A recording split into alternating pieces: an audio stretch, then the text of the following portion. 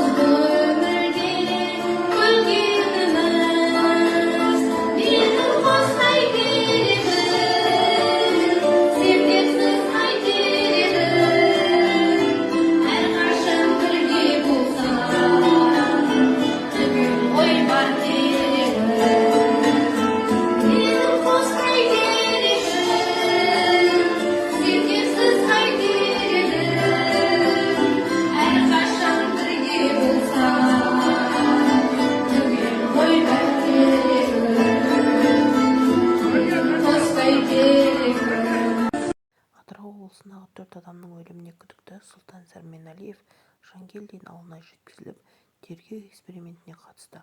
Ол Мақсат Қарабалин мен Нәсіп Өтешқалиеваны қалай өлтірген және мәйіттерді жасыру әдісін көрсетті.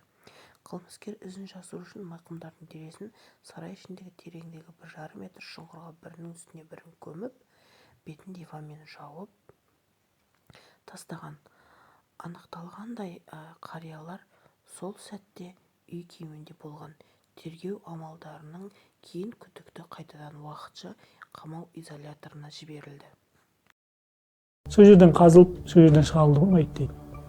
Қанша метр? Жобамен метр жарымдай қазған тереңдікте. Бірінші кім жатыр екен? Жеңгем жатыр, содан кейін. Бірінші жеңгем салған, сосын бетіне ағам салған ғой. Мәйітті кім шығарды? Ағамды өзім шығардым. Одан кейін жеңгемді ауылдың азаматтар шығарды. Ағаңызды шығардыңыз, сол кезде үстінде киім бір нәрсе бар ма екен? Киіммен.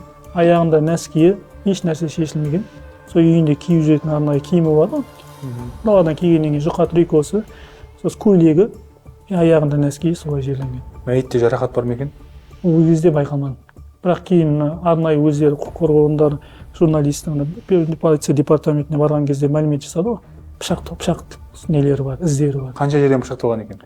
7-8 жерден деп айтады. Ағайын тумалар осы көрші көлемдер араласқаннан кейін барып, мынау қалай болды, мынау қалай болды, мына тұрған не ғой? Сонда диванның қозғалғанын бір кісі келіп көріп тұр, оған дейін үстінде отыр ғой адамдар. Иә. Диванда отыр ғой, білмейді ғой. Ол кісі диванның қозғалғанын біліп, мынаның көрейік деген ба? Иә, сол келіп айтқан, мынау неге қозғалған деген ғой.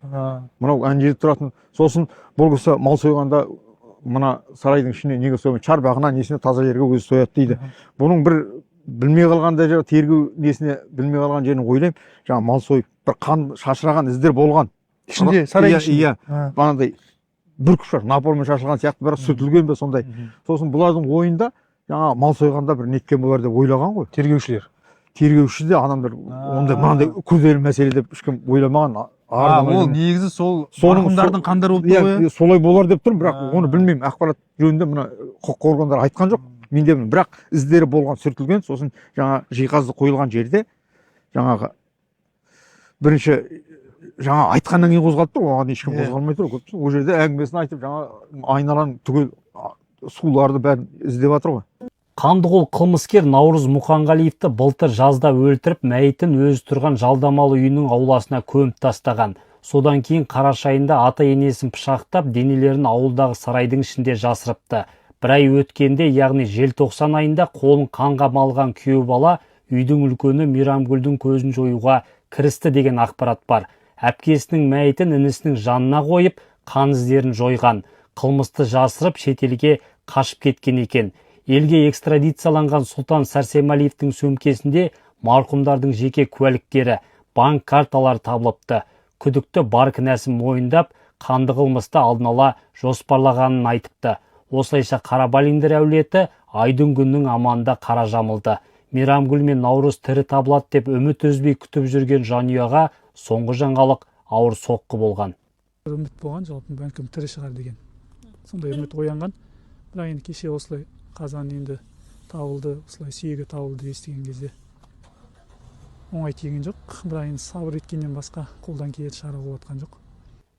Ішкі істер министрлігі дүйім елді дүр сілкіндірген қылмысқа ұзақ жылдық отбасылық жанжал себеп деп отыр. Қазір Сұлтанның жұбайы Ақбаян Мұқанғалиева жындыханада жатыр. Мамандар 5 баласы бар келіншектің психикалық жағдайын тексеріп, қанды оқиғаға қатысы бар жоғын анықтамақ. Атыраудағы жаға ұстатарлық жағдай жалғасуда. Сұлтан Сәрсенғалиев ұсталғаннан кейін тағы бір 2 мәйіттің қайда жатқанын көрсетті. Яғни ол Атырау қаласы геолог ауданында өзіне жалдап тұрған пәтерінің ауласынан табылды, бірақ ол жерде полициялар тінтіп, итпен барлығымен іздеген болатын, бірақ таба алмады, нәтиже бермеді. Әйелі қасында жүрген жары, яғни ол Сұлтан Сәрсенғалиев өзінің қайын жұртын өлтіріп жатқан болса, ол әйелінің әрине бауырлары. Менің бауырларым қайда, немесе қаншама уақыттан бері байланыссыз деп күйеуіне сұрақ қоймады ма, әлде білді ма күйеуінің осындай өзінің жақындарын өлтіріп жатырғанын білді ме, білсе неге жасырды деген сұрақ. Енді былай қарасаң, екеуі де бұрын намаз оқыған, ақылдары бүтін азамат пен азаматша. Бұл жерде ең өкінішті жағдай меніңше кішкентай бүлдіршінде ешқандай кінә жоқ. Әкесі өмір бақи темір тордың ар жағына тоғытылатын болса, анасы да бұдан сытылып шығуы екіталай. Өйткені барлық өзінің туысқандарын, яғни Сұлтан өзінің қайын жұртын қырып жатқан кезде одан бейхабар болуы, білмеймін енді қаншалықты ол мизақ қасиет. Егер де ол сыбайлас болып табылатын болса, ол анасы да, яғни Сұлтанның жары да темір торға тоғытылатын болса, бәленбай жылға онда балдары тірі жетім болып өседі. Егер де ол бейхабар болып босатылғанның өзінде әкесі өмір бақиға сотталатын болса, және де осылай бір туысқандарымен осындай бір үлкен нәрсе Қазақстан дүр сілкіндетіндей оқиғаның болғаны анық. Оны балдар өсе келе де біледі, қазір де біліп жатырған. Енді олар үлкен травмамен өсейіп тұр да, кішкентай балдар. Сол ең өкінішті нәрсесі сол болып тұр. Ол жерде қызы бар, ұлы бар. Енді бұл жерде енді бейшара адамдарды, бейшара деп айтып тұрған шарасыз үлкен кісілер қарсыласа алмайды. Ол адамдарды асқан жауыздықпен өлтіріп, көміп, шетелге барып спокойно демалу, енді ол жауыздың. Наурыз бен Мейрамгүлдің де мәйіттері табылды. Сұлтан Сәрсемалиев елге жеткізілген соң қанды қылмыстың жай-жапсарын айтып берген. Белгілі болғандай, күдікті Мейрамгүл мен інісі Наурызды өз тұрған аядай ғана үйдің ауласына көміп тастаған екен. Осылайша 28 жастағы азамат бүтін бір отбасыны қырып тастаған көрінеді. Ерлі зайыпты Мақсот пен Нәсіптің соңынан балаларының да көз жұмғаны Қарабалиндер отбасын есеңгіретті. Қара жамылған әулет қатыгездікке барған туған күйеу балаларын қатаң жазалауды талап етеді. Ал Ақбаян күйеуінің жоспарын білді ме? Білсе неге ешкімге тіс жармады? Ол жағы тергеу барысында анықталмақ. Екеуі де тірі болса, бірақ енді өзім мүмкін емес мүмкін емес деп ойлаймын. Қате сүйегі табылса екен деп ойлаймыз. Жер қойнына тапсырсақ, бірақ енді өзіміздің жүрегіміз тірі келсе екен деп ойлаймыз. Қате Наурыз тірі келсе екен деп. Соған айтып берсе екен күдікті. Ішімізден жылаймыз, күйеміз, бірақ Мейрамгүлдің де Наурыздың да ешкімге бір зияны жоқ адамдар ғой. Ешкімге зияны жоқ. Қолынан келген көмегін Науыржан аямайтын еді. Әсел апа қандай көмек керек? Шалқарға ініме осы апама жаңағы Әдем апа қандай көмек болса да қолында ақшасын барын беретін бала. Көмектесе аямайды ол Наурызден қолынан. Ешкімге бір ләмдеп, бірмен керісіп, біреуге бір жақтасып, біреумен көре алмайтындай ондай зияны жоқ. Мейрамгүл өзі бала сияқты ғой. Бала сияқты ая дегенге жүре беретін адам. Наурызжан ешкімге қиянаты жоқ деп. Қиянаты жоқ бала қайда жіберген. Жарты жыл болды ғой енді Наурызжанның жоқ болғанына. Енді екеуі аман-есен табылса екен дейміз енді. Сол күдікті бәрін мойнына алса екен дейміз. Ақбаян күдікті деп ойламаймыз. Аман-есен елге оралып, емін алып, доғдарға жатқызып еміндерін алып, 5 баласын өзінің қойнына алса екен дейміз. Ана қанша дегенмен анаға бала керек қой, балдарынан өмірлеріне де балта шауыпты ғой. Өсіп кеткен балдарына. Ол түгіл біз дала жақсы, біз бауырлар, біз даладағы адамдар балдар үшін жаны шығып жатыр ғой, бірақ енді қан жұтып отқан отбасы біз ғой. Енді басқа Ақбаян жанның қасында ілесіп жүргені болмаса, ешбір қиянаты жоқ деп ойлаймын. Әке шешесіне қиянат жасайды деп ойламаймын. Бауырларына ана сұлтан ағасы жүр дегенге бала құсап жүр деп ойлаймын ілесіп. Ішкі істер министрлігінің қызметкерлері шетелдік әріптестермен бірлескенде іс-қимыл нәтижесінде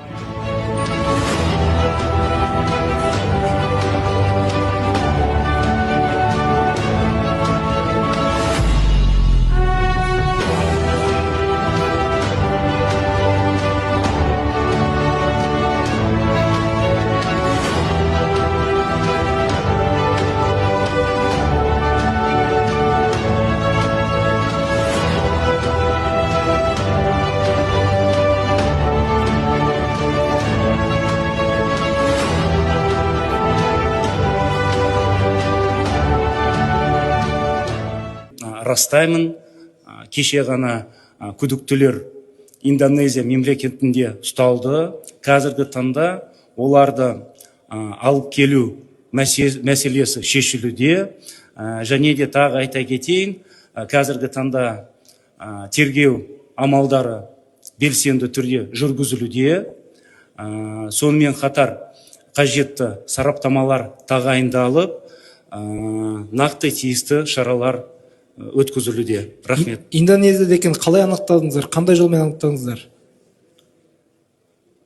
Осы жұмысты енді баршаңызға мәлім, халықаралық іздестіру жарияланған кезде Интерпол қызметкерлер, біздің Қазақстан полиция қызметкерлері бірлесіп, бір арнайы топты құрып, сол топтың жұмысының нәтижесінде осы екі күдіктілер қазіргі таңда ұсталды. Екеуі де күдікті. Әйелі де сонда күдікті болып отыр. Екеуі де күдікті. Енді ол кісілердің Ардақты ағайын, Қазақстан Республикасының ішкі істер министрлігі шетелдік әріптестермен бірлесе отыра атыраулық ауыр айып тағылған Сұлтан Сәрсенғалиевті дәл бүгін Индонезия қаласының Ломбок аралындағы Синауро ауылында тұтқындады. Таяу күндері күдікті Сұлтан мен келіншегі елге депортацияланады. Сол кезде бізге беймәлім қылмыстық істің шиеленіскен тұстары шешілер. Мамандар Сұлтан Сәрсенғалиев тұрған үйдің айналасын түгел қопарып қазба жұмыстарын жүргізген, бірақ Наурыз бен Мейрамгүлдің мәйіті әлі табылмады. Жер астындағы заттарды анықтайтын георадарлар да қолданылған. Әзірге ешқандай нәтиже жоқ. Күдікті жұбайы Ақбаянмен бірге Атырау маңындағы осы геолог ықшам ауданындағы саяжайда тұрған. Олар темір жол жанындағы ең шеткері осы времянканы 50 мың теңгеге жалдаған екен. Бұл аумақты полиция мен ұлттық ұлан сарбаздары қоршап, тергеу және іздеу жұмыстарын жүргізіп жатыр. Айналада бейнебақылау камераларының саны аз болып шықты. Көршілерге тиесілі камералар жазбаларды 15 күннен артық сақтамайды екен.